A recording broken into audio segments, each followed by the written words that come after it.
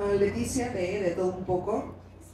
Mi pregunta sería, como docente, el primer día de clases, ¿cuál es el primer consejo que le da a sus alumnos?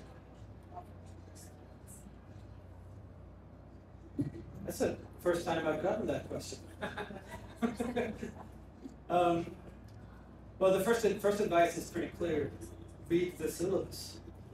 But that's for succeeding in the course. But other than that, it's focus on value. Much like I talked about it in my talk, that it is about focusing on value for other people. How can you be the most of service to others? That will, if you adopt that mindset, you will be successful, whether you start businesses or become an employee in a business. Roy Chubiri, de la revista de todo un poco.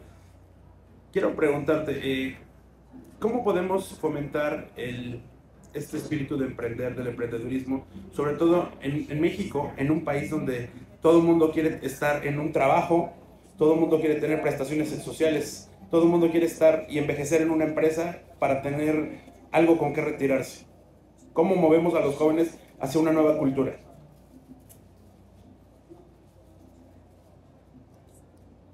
Also a very good question. I think it is about role models. It's about showing them what is possible, because there is a divide in the world where in rich countries it's cool to be an entrepreneur, whereas in poor countries it's a bad idea to be an entrepreneur. An entrepreneur is something you are if you can't get a job. Now you have to break that culture and show that entrepreneurship is not the leftover. Starting a business is not something you have to do if you can't get a job. Because you can make more money and you can make more good in the world as an entrepreneur. And I would say that one of the most popular versions of entrepreneurship today is social entrepreneurship, where you start businesses, start organizations in order to change the world, but not for profit. And I think as an entrepreneur, you have a huge possibility and an opportunity to change the world for the better. And I think that is something that should attract young people. That if you're working 9 to 5 in a big corporation, you're not going to change the world in your job.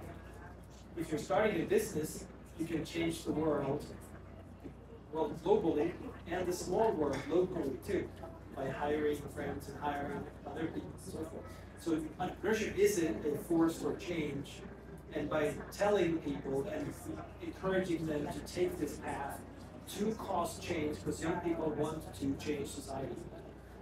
If you inform them that the way to do this is entrepreneurship, I think you can overcome that sort of cultural burden, cultural problem. Thank you very much for your time, sir. That's a good question. I think the issue is still the core of entrepreneurship, which is to focus on value and focus on creating value. The problem with bureaucracy is that it's something you have to deal with and go around, so it's an additional cost.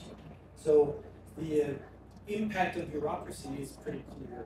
It will lower economic growth and lower the prosperity of society overall, because it's simply just a burden. For entrepreneurs themselves, it is about finding those spots where there's less bureaucracy and less burden. So like I mentioned in my talk, by packaging what you offer as something different, much like Uber did to personal transportation. They're not a taxi company, they're ride sharing. So by simply positioning themselves differently with respect to regulations, they can circumvent that burden. So it takes a different kind of entrepreneur, because you have to be really imaginative, but figuring out how to sidestep the bureaucracy is important. So if they can do that, there's an opportunity for extra entrepreneurship here too, right? an imaginative person can sell the service of sidestepping bureaucracy to other entrepreneurs. Right? So there's an opportunity here too. Very good question. So there are two answers to this. One is that entrepreneurship, in a general sense, is just about creating value for others. And that's something we all do. So in order to, I teach my students, in order to get a job in a business, you have to show to your future employer that you can create value for them. That's entrepreneurial too. But it's not entrepreneurial in the sense of starting a business. So the more entrepreneurial we are in general, the more successful we're going to be. The other answer to the question is, if you're asking how to become a successful business owner, which is different, then it really depends on what market you're in and what you're trying to do. So it could mean that you need to be a daredevil and you need to be able to take a lot of stress and so forth. But I would listen to yourself rather than listen to others, because there are two kinds of advice often given to entrepreneurs. One is, if you're going to fail, fail quickly and don't look back. And the other is, hang in there, continue, even if it looks like you're failing. You can't do both. And in some situations, one is a good advice, and in other situations, the other is good advice. And you can't really tell beforehand.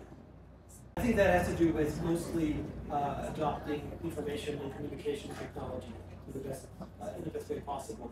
And today, of course, AI would be one of those things. But it means that it doesn't matter where in the world you are. You can still sell services, you can still contract with people, you can still be part of production. But you can be, as many in Europe probably dream of, sit on a paradise island somewhere on the beach and do work. But it also means that you don't have to move to a big city, you don't have to move to another country, as long as you have an internet connection. And you can use the software support that already exists. I think AI is going to be a revolution there, because AI can make you into a programmer without you having to learn programming, for instance. It can make you into a copy editor or a translator without having to study text or know anything about grammar, which means that it opens up a lot of possibilities for you to use those services and find your niche where you can provide value. Thank you.